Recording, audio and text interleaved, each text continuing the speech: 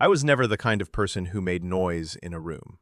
I was always the quiet daughter, the one who listened more than she spoke, the one who learned early that silence, sometimes, was the glue that held the family together, or at least the illusion of one. But on the night of my 28th birthday, my silence became a weapon, and I wasn't the one who pulled the trigger. The restaurant looked so perfect it could have been staged for a magazine spread. Soft amber lighting, crisp white tablecloths, silverware aligned like they'd been measured with a ruler, and those thin candles that flickered just enough to look elegant.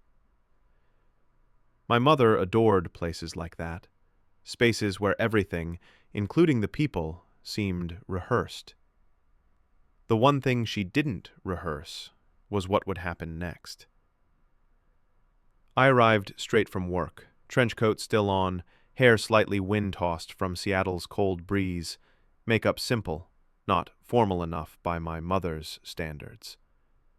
She looked me up and down for barely 2 seconds, but long enough to remind me exactly who I was in that carefully curated scene, the piece that didn't match the set. I took my seat beside my grandfather, Arthur, the only person at that table who never made me feel like I was taking up too much space, the only one who never asked me to shrink.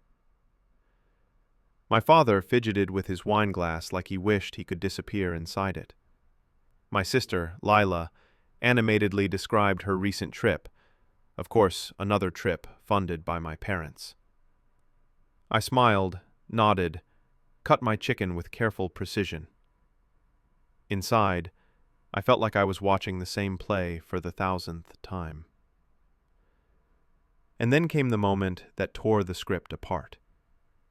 My grandfather lifted his glass, a simple gesture, but he did it with the kind of calm only people who know the truth can hold. "Claire," he said gently, "why don't you tell everyone how you've used your $3 million trust fund over the past 25 years? My father's wine glass froze mid-air. Lila let out a quick laugh, thinking it was a joke. My mother froze, literally froze, not even a blink. And I felt the ground fall away. The air left my lungs slowly. Each heartbeat felt like a punch to my ribs. Then I said, in a voice so small it didn't sound like mine, "I never received anything." The room went silent. Silent to the point where even the sounds from the main dining hall disappeared. The candles seemed to stop flickering. My grandfather looked at me for a long second, and in his eyes I saw something I had never seen before. Fear. Not fear for him. Fear of what that meant. His lawyer, Mr. Collins, who had been sitting quietly nearby, placed a thick folder on the table. The thud it made sliced the room in half. I took a breath. And in that instant I realized something. Someone at that table had a lot to fear, and that someone was not me. To understand the impact of that moment, you need to understand who I was until then. I grew up as the independent daughter, the daughter who didn't need much, the daughter who, when she asked for help, was given long lectures about responsibility and maturity. Meanwhile, Lila floated through life like a movie character carried by invisible cushions of privilege. When my car broke down on the highway before work, I called my mother, desperate. What did she say? "You're an adult, Claire. Figure it out."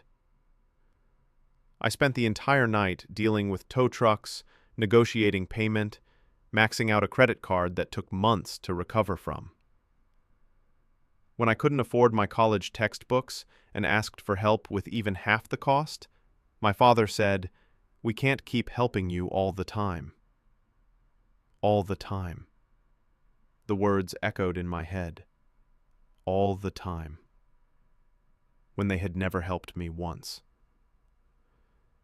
Meanwhile, Lila's senior year trip to Europe was fully paid for before she even packed her bags. These little wounds stack on top of each other.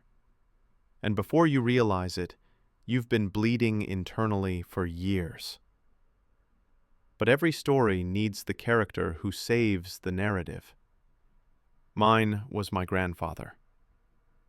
Arthur was the kind of man who spoke little but saw everything.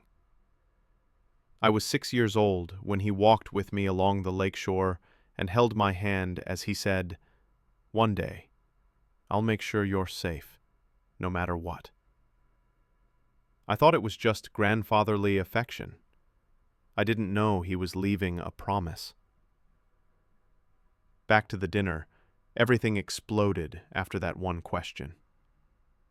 My mother reacted first, stitching a fake smile across her face like she was patching a hole. "Oh, Dad, Claire must have misunderstood. She's been so distracted lately." My father didn't raise his eyes. Lila looked like she had been hit by a shockwave. And I could barely breathe. I walked out of the restaurant before anyone could stop me. The cold night air slammed into my chest, that sharp Seattle cold that doesn't just touch your skin, it climbs into your ribs. I walked through the glowing streets of Bellevue without knowing where I was going. By the time I reached my car, my hands were shaking so badly I could barely hold my phone. My roommate and best friend Jenna texted, "How was dinner?" I tried to answer, but nothing came out. My silence told her everything. "Come home," she wrote. "Whatever happened, we'll figure it out." But I knew this wasn't something to simply figure out. This was something buried, intentionally, for 25 years. The next morning, I woke up before sunrise. I took the bus downtown, Seattle gray, silver sky, streets smelling like rain. My grandfather was waiting for me in his office, an old wood, high-ceiling place that smelled like cedar and quiet authority. He sat in a leather chair, serious, a folder resting on his knees. "Claire," he said softly, "I created a trust fund for you when you were $3 million.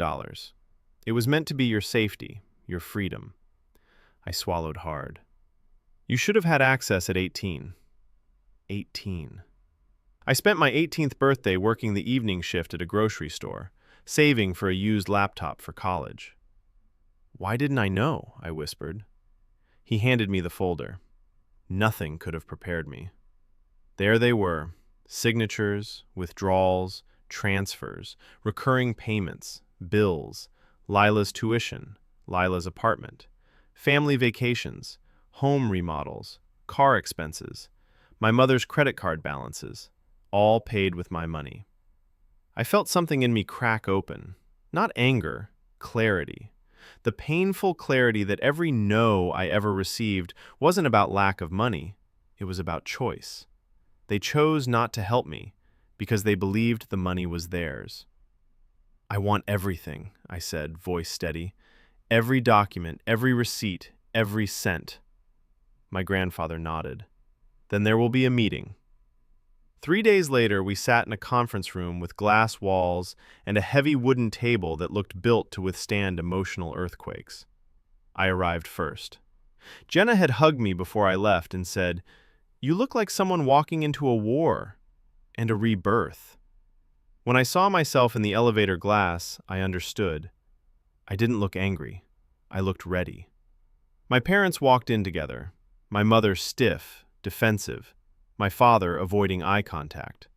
Lila confused and nervous.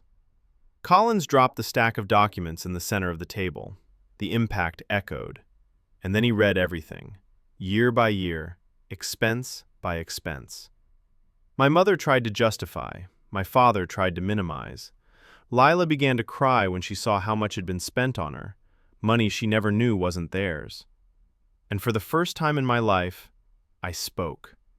I talked about every denied request for help, every night I cried alone, every lecture about independence, Every sacrifice I was forced to make while they lived comfortably on my trust.